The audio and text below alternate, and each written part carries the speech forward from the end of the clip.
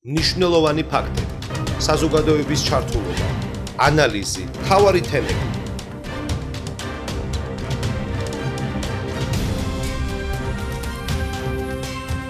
საზოგადოებრივ პოლიტიკურ თოქ-შოუში თემა ნანა რობაქიძესთან ერთად. გადაცემის მეორე ბლოკის სტუმარი გახლავთ სურსათის ეროვნული სააგენტოს იმერეთის დეპარტამენტის უფროსი ინსპექტორი ქრისტინე მუშკუდიანი. ძალიან დიდი მადლობა მოგზაურობისთვის. ბოლო პერიოდში ჩვენ სოციალურ ქსელში ვხედავთ იმერეთში როგორი მუშაობა ხორციელდება სურსათის ეროვნული სააგენტოს მიერ. ეს არის სახელმწიფო კონტროლი ფაქტობრივად და ბოლო ფაქტიდან დავიწყებ და შემდეგ რა თქმა უნდა განვიხილოთ ის ფაქტები, რაც სამწუხაროდ უხვად გვაქვს იმერეთის რეგიონში, ასევე ქუთაისში. აი ბოლო პერიოდში ფაქტობრივად ერთი დღის მოვლენების შესახებ საუბრობთ რძისა და რძის პროდუქტების არარეგისტრირებული საწარმო გამოავლინა თქვენმა სამსახურმა. როდესაც ვისმენთ ასეთ ინფორმაციას, ბუნებრივია გვებადება კითხვა, ის რძის პროდუქტი, რომელიც შეიძინა მომხმარებელმა, განსაკუთრებით თუ კი ეს პროდუქტი იქნა გამოყენებული ბავშვებისთვის. რამდენად წარმოადგენს საშიშროებას და მსგავსი საწარმოების აღმოჩენის შემთხვევაში რა ხდება სამომავლოდ? მოგესალმებით, მივესალმებით ჩვენს მაყურებელს. ბოლო დროს საკმაოდ გახშირდა ისეთი არალეგალური ობიექტების გამოვლენა, რომლებიც ასე რომ ვთქვათ, არაკეთილსინდისიერად ანხორციელებენ მათ საქმიანობას. სამწუხაროდ მათ არ ჰქონდათ აღიარება მინიჭებული ჩვენი სააგენტოს მიერ და ასევე კრიტიკული შეუსაბამობებიც ბლომად გამოვლინდა იქ და დაიხურა ეს ობიექტები და შეუჩერდა საწარმოო პროცესი. ასევე ის პროდუქტები, რომლებიც მათ მიერ იქნა ნაწარმი, დალუქული იქნა ჩვენი სააგენტოს მიერ და შემდეგ ჩვენივე ზედამხედველობით მოხდა მათი განადგურება მეწარმესთან ერთად და ასე რომ ვთქვათ, შეჩერების შემდეგ მას შეუძლია განაგრძოს სამომავლოდ თუ გამოასწორებს იმ კრიტიკულ შეუსაბამობებს აუცილებლად და განაგრძოს საქმიანობა, რა თქმა უნდა, ჩვენთან უნდა განახორციელოს ამის შესახებ ინფორმაცია უნდა მოგვაწოდოს, განაცხადი უნდა გააკეთოს, დარეგისტრირდეს შესაბამისად, აღიარება მიიღოს და ამის შემდეგ მას შეიძლება ჩვეულებრივად განახორციელოს საქმიანობა ის თუ რასაც აკეთებდა. თუმცა არ უნდა ჰქონდეს სამომავლოდაც მას კრიტიკული შეუსაბამობები. აი ზუსტად ეს მოვინიშნე ახლა კრიტიკული შეუსაბამობა. მიტომ შეგეკითხეთ დასაწყისში, რომ აი რამდენად მავნია ის პროდუქტი, რომელიც მათ მიერ იყო ნაწარმოები და შემდეგ უკვე რეალიზებული ადამიანისთვის და განსაკუთრებით ბავშვებისთვის. უნდა ვიყოთ თუ არა დაუშვათ ამ მხრივ ყურადღებით, უნდა მიმართოთ თუ არა ექიმს და მოვახდინოთ თუ არა გამოკვლევა დაუშვათ ჩვენი ორგანიზმის. საბედნიეროდ მოწამვლის ფაქტები ამ მხრივ არ დადასტურებულა და ჩვენთან სატელეფონო შეტყობინება ამის შესახებ არ შემოსულა, მაგრამ კრიტიკული შეუსაბამობის დროს ნაწარმი პროდუქტი და ასევე ტექნოლოგიური პროცესის დარღვევასაც გულისხმობს ეს კონკრეტულად ყველის შემთხვევაში. ეს პროდუქტი შეიძლება ჩაითვალოს განსაკუთრებულად მავნე სურსათად, შესაბამისად ხდება მისი დალუქვაც და განადგურება. გასაგებია. ჩვენ პარალელურად იმისა რომ საუბრობთ ახლა მე ვთხოვ ოპერატორს, რომ გაჩვენოს ფოტოები, ეს თქვენი მუშაობის ამსახველია, სწორედ იმ პროდუქციის გამოვლენა არის ამ ფოტოებზე ასახული, რაც თქვენ აღმოაჩინეთ და ოპერატორს ვთხოვ, რომ ეს ფოტოები ჩვენი საუბართან ერთად გვაჩვენოს და აჩვენოს ჩვენს ტელემაყურებელს. ალბათ ოპერატორი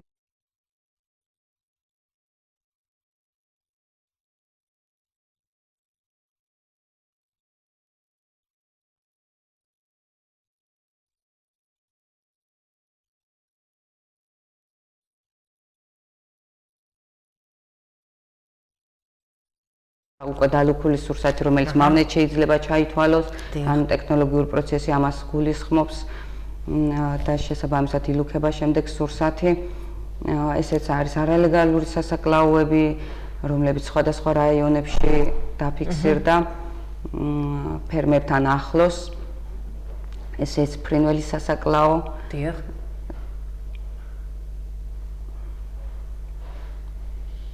ესეც არალეგალური, სადაც აქ ძალიან დიდ სიბინძურეს ვხედავთ. ჰიგიენური ნორმების დარღვევა მათ შორის შესაბამისად დაილუქა ყოველი სურსათი. აქ რა პროდუქტი მზადდებოდა? ქათმის სასაკლაო, ფრინველის სასაკლაო იყო ეს და ხედავთ რა მდგომარეობაც არის აქ. დაილუქა ყველა სურსათი, რომელიც აქ უშუალოდ წარმოების დროს აღმოჩნდა და განადგურდა შესაბამისად ჩვენი ზედამხედველობით. აი რომ შეგიძლიათ თუ არა გითხრათ პარალელურად კარგია რომ ამ ფოტოებს ნახულობთ, დიახ. აქ რა ხდებოდა? აქ კონდენსატი იყო, შესაბოლი, სულგუნის შესაბოლი საწარმო იყო, რომელიც აღიარების გარეშე ანხორციელებდა ასევე საქმიანობას და კრიტიკული შეუსაბამობა ეს იყო კონდენსატი, რომელიც დაფიქსირებული იქნა. მე მგონი არასოდეს არ გაწმენდილა. აქაც ვხედავთ ახლა ჩვენ ჰიგიენური ნორმების დარღვევას და ყველის დასაყოვნებელი არის ეს, რომელიც შემდეგ მათივე ეს უკვე ცხოველთა სასაკლაო არის, სადაც ღორის დაკლა გოჭის მიმდინარეობდა და აქაც ჰიგიენური ნორმები იყო დარღვეული. კი ხედავთ, ასევე ვეტერინარული ზედამხედველობის გარეშე ხდებოდა ამ სასაკლაოზე გოჭების დაკლა და შემდეგ უკვე მზასურსათის მიწოდება მომხმარებლისათვის. საბედნიეროდ ეს გოჭები გადარჩა. გადარჩნენ ალბათ ადამიანებს მესმის რომ გადარჩა დაკლას, მაგრამ ადამიანებიც იმიტომ რომ ყველის საწარმო, სადაც ტექნოლოგიური პროცესი დარღვეული იყო და ასევე ჰიგიენური ნორმების დარღვეული იყო და ჩვენს მიერ მოხდა შემდეგ დალუქვა ამ სურსათის. ესეც ყველის საწარმო.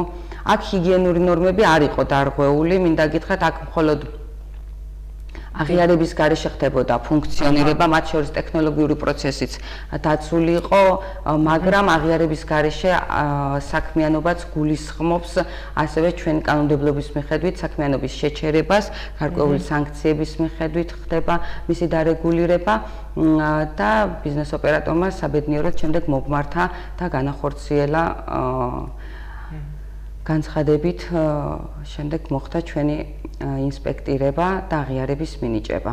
და საქმიანობა განაგრძო. და განაგრძო ჩვეულებრივად საქმიანობა და მას შეუძლია განახორციელოს რეალიზაცია. ანალოგიურად არის ეს ობიექტებიც, რომლებიც მანამდე ფოტოების სახით ვნახეთ, შეუძლიათ რა თქმა უნდა მათ მოაწესრიგონ, გააკეთონ. ანუ თქვენ მიეცით მითითებები. რა თქმა უნდა, ინსპექტირება ხორციელდება ამავდროულად. აღმოჩენასთან ერთად ხორციელდება აქ ინსპექტირება, სადაც არის კრიტიკული და არაკრიტიკული შეუსაბამობები მითითებული, რომელიც მეწარმემ უნდა გამოასწოროს და ამ კრიტიკული და არაკრიტიკული შეუსაბამობების გამოსწორების შემდეგ, რა თქმა უნდა, კრიტიკულის გამოსწორების შემდეგ მან უნდა მოგმართოს განცხადებით და შემდეგ არაკრიტიკულზე განესაზღვრება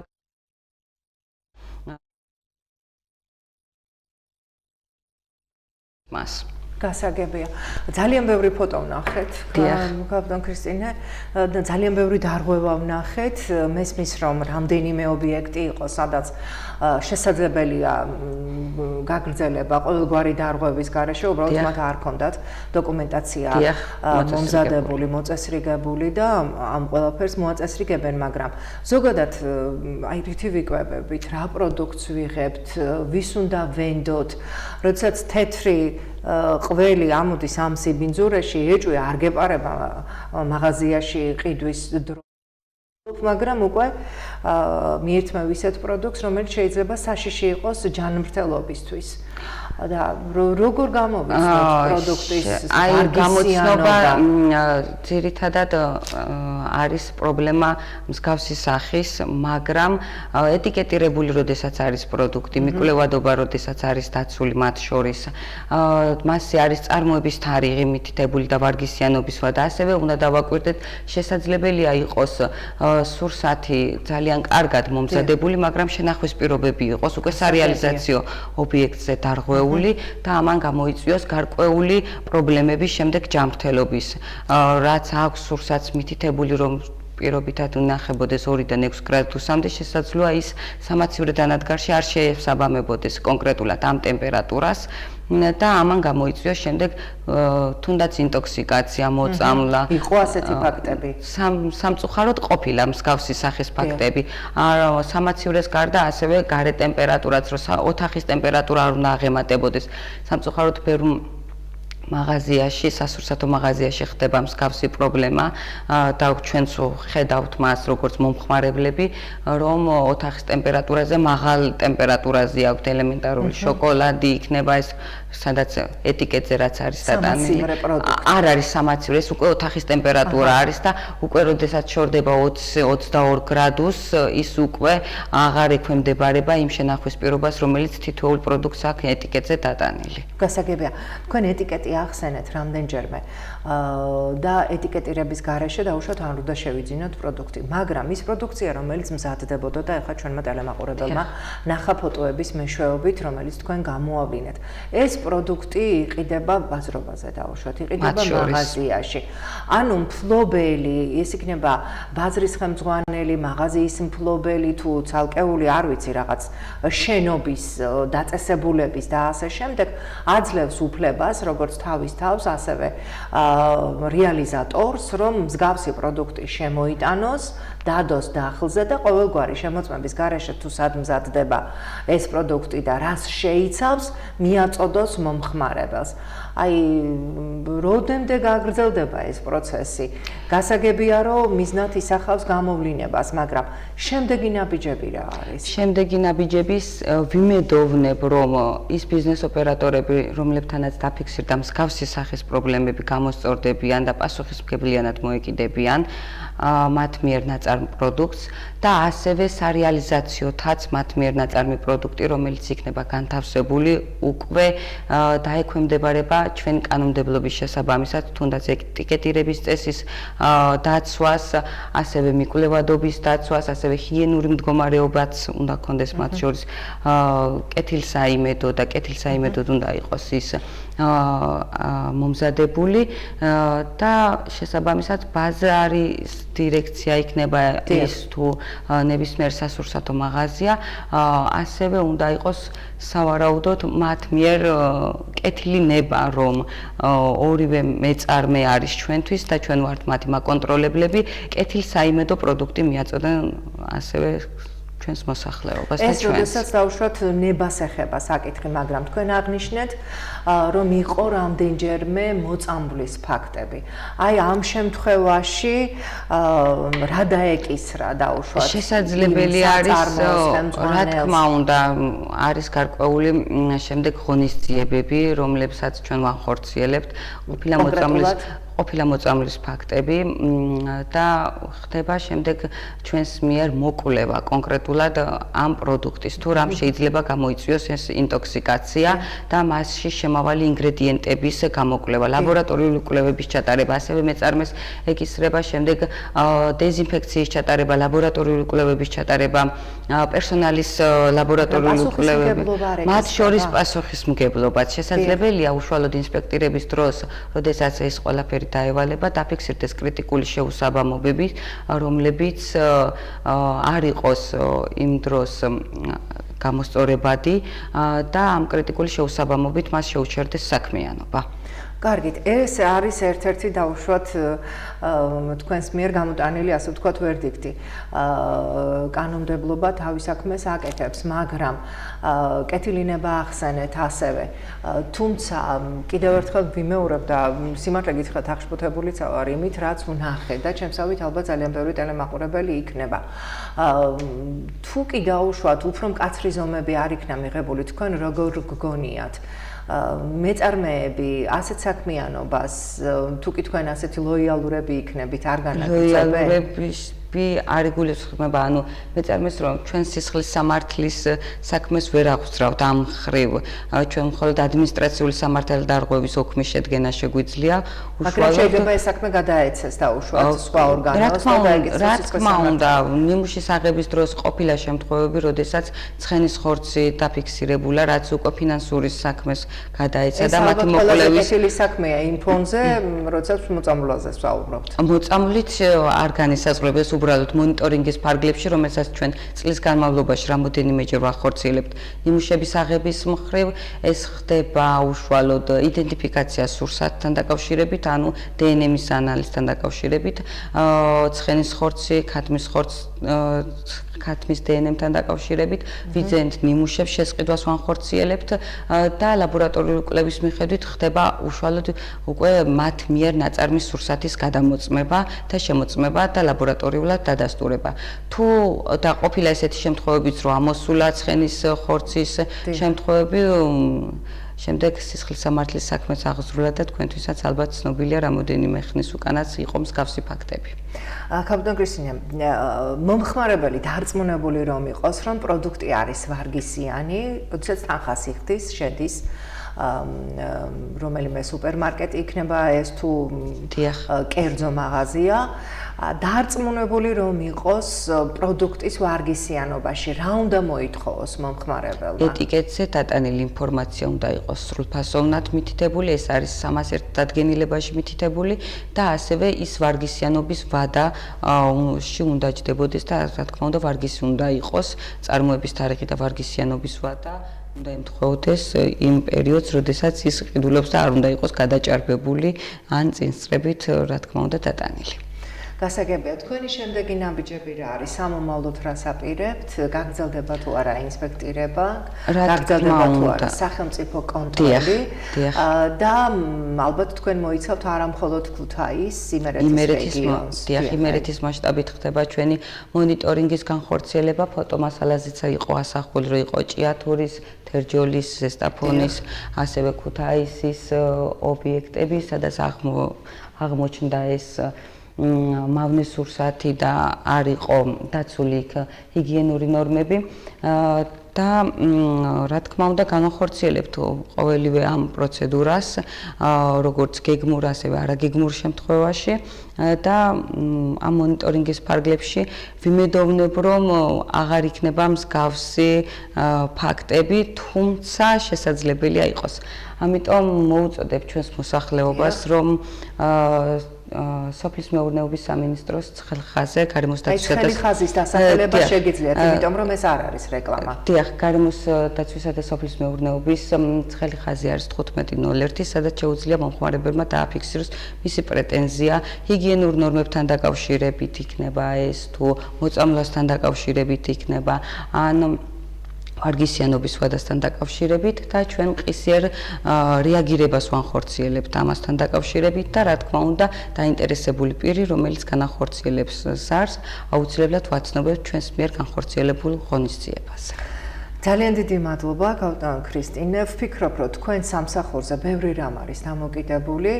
მე მესმის ბევრჯერ ახსენეთ სიტყვა კეთილსინდისიერება, მაგრამ ფაქტია რომ კეთილსინდისიერებას ზოგიერთი მეწარმე აცდენილია და მარტო მათ კეთილსინდისიერებაზე ვერ ვიქნებით. სწორად აღნიშნეთ, როდესაც ტელემაყურებელს მიაწოდეთ ცხელი ხაზის ნომერი, ეს არის 1501, ეს არ არის არანაირი რეკლამა, ალბათ მარეგულირებელი ამას რეკლამაში არ ჩამითვლის, ეს არის ცხელი ხაზი, სადაც მომხმარებელს შეუძლია დარეკოს იმ შემთხვევაში, თუ კი მიხვდება რომ პროდუქტი არ არის ვარგისიანი, თუ კი მიხვდება იმას რომ მისი შრომით გამომუშავებული ფული უნდა გადაყაროს, როდესაც ყიდულობს არასასურველ პროდუქტს, მით უმეტეს თუ კი ეს პროდუქტი შესაძლოა გახდეს მომწამვლელიც, მით უმეტეს თუ ოჯახში ბავშვია და აი ესეთი უვარგისი პროდუქტი ბავშვმა მიიღო. ასე რომ უნდა იყოთ ყურადღებიანი, ჩვენს ყურადღებაზე, ჩვენზე ალბათ ძალიან ბევრი რამ არის დამოკიდებული, კიდევ უფრო მეტი ვიდრე გვგონია და ყურადღების შესაბამისად უნდა მივმართოთ ცხელ ხაზს და ამ ცხელი ხაზის მეშვეობით იქნებ დავაფიქსიროთ ის დარღვევები, რაც რეალურად ხდება და რაც საზიანოა ჩვენი ჯანმრთელობისთვის. შევახსენებთ, რომ გადაცემის მეორე ბლოკის სტუმარი გახლდათ სურსათის ეროვნული სააგენტოს იმერეთის უფროსი ინსპექტორი კრისტინე მუშკუდიანი. სახელმწიფო კონტროლი კვლავ გრძელდება მთელი იმერეთის რეგიონში. ჩვენ შევეცდებით თვალყური მივადევნოთ ამ პროცესებს, გავაშუქოთ ყველა მოვლენა, ასევე ფოტოების მიხედვით ალბათ მიხვდებით კიდეც ვისი პროდუქცია იყო, მომხმარებელი მომხმარებელიც ალბათ მიხვდება და შემდეგ მომხმარებელი არანაირად არ შეიძენს ამ პროდუქტს. ეს სწორედ ამას ემსახურება ჩვენი გადაცემა, რომ გაგაფრთხილოთ ჩვენი გადაცემის მეშვეობით, მიირთვით ნატურალური პროდუქტი, თუ კი ეს შესაძლებელია და არ მოატყუებინოთ თავი მეწარმეს, რომელიც არაკეთილსინდისიერია. დიდი მადლობა, წარმატებები მინდა გისურვოთ, ასევე წარმატებებს გისურვებთ. ჯანმრთელობას გისურვებთ ძვირფასო მომხმარებლებო. მე ამ ფორმატით მომავალ სამშაბათამდე გემშვიდობებით, სამშაბათს ზუსტად 19 საათზე კვლავ შევხვდებით ერთმანეთს. ნახვამდის. მნიშვნელოვანი ფაქტები, საზოგადოების ჩართულობა, ანალიზი, მთავარი თემები.